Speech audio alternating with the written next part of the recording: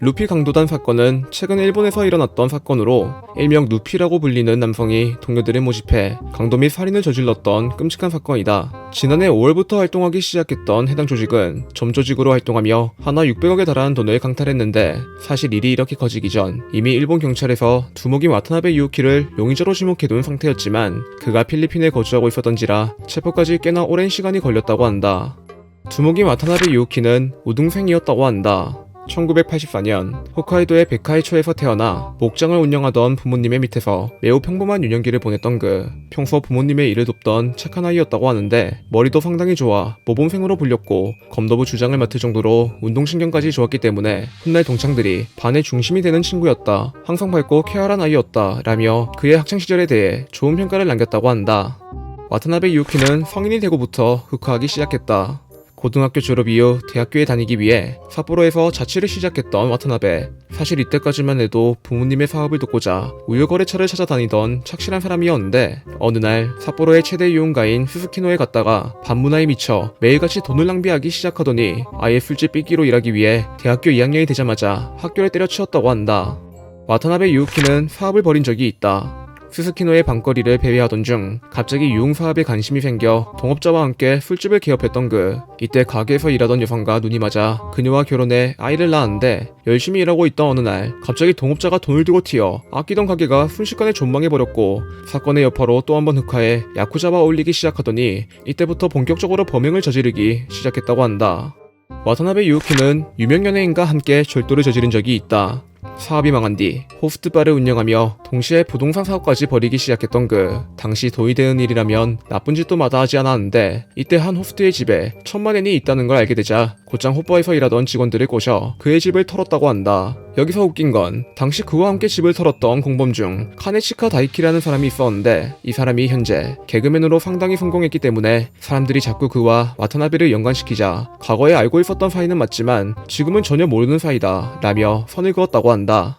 와타나베 유우키는 필리핀을 중심으로 활동했다. 빈집털이 이후 보이스피싱 사기단에 들어가 태국에서 활동하기 시작했던 그, 하지만 얼마 안가 현금 운반책이 체포를 당하며 꼬리가 밟힐 위기에 처했기 때문에 이에 더 안전한 곳을 찾던 중 공무원이 부패한 곳으로 가자 라는 생각이 들어 곧장 필리핀으로 거주지로 옮긴 뒤 폐호텔을 개조한 아지트에서 일본인 부하들과 함께 조직을 키우기 시작했다고 한다. 와타나베 유우키는 호화로운 생활을 즐겼다. 조직의 규모가 점점 커지기 시작하며 엄청난 돈을 벌게 되었던 와타나베. 당시 고급 호텔에 모델들을 불러 잭스 파티를 벌이거나 유흥가에서 일하던 여성을 위해 매일 술값으로 10만엔 이상을 쓰는 등 매우 사치스러운 생활을 이어갔다고 하는데, 당시 그에게 선물을 받았던 유흥업소 직원에 의하면 항상 그의 지갑에 100만엔 이상이 꽂혀 있었고, 한 번은 그가 자신에게 아파트를 사줄 테니까 같이 살자 라는 제안을 했지만 남자친구가 있었기 때문에 그의 부탁을 거절했다고 한다. 와타나베 유우키는 일부러 교도소에 수감된 적이 있다.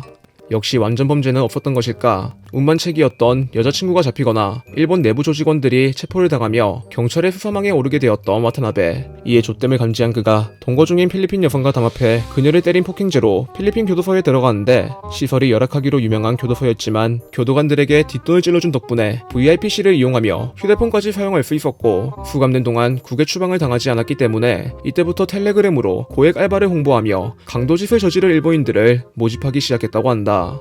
와타나베가 구한 강도들은 돈을 벌기 위해 어떤 짓이든 다 했다. 생활고와 인생 역전에 눈이 멀어 일본 각지에 있는 금은방과 주택을 털기 시작했던 알바생들, 빈지털이는 물론 강도, 그것도 심지어 노인을 폭행했는데, 사건 당시 특정 지역이 아닌 전국적으로 사건을 일으켰던지라 사회적인 문제로 대두돼 초기 수사에 난항을 겪었다고 한다. 하지만 이후 몇몇 강도들을 붙잡아 그들의 폰을 조사하던 중 이들이 모두 누군가로부터 범행을 지시받고 있다는 걸 알게 된 경찰들. 이때 그들에게 범행을 지시했던 이의 닉네임이 루피와 김용준이었기 때문에 사람들이 여기서 이름을 따와 루피 강도단이라는 이름을 붙여줬다고 한다. 루피 강도단은 살인까지 저질렀다. 주도자를 잡지 못해 골머리를 앓던 중 자신이 루피 강도단이란 것을 고백하며 한 남성이 경찰서를 찾아왔는데, 당시 경찰이 그를 수사하던 중 도쿄에서 다음 범행이 있다는 걸 알게 돼 급하게 도쿄에 연락을 취했지만, 안타깝게도 이미 범행이 일어난 뒤였기 때문에 집안의 기중품이 모두 털렸던 것은 물론 집의 주인이었던 90살 노인이 살해를 당했다고 한다. 현재 와타나베는 일본으로 송환된 상태이다.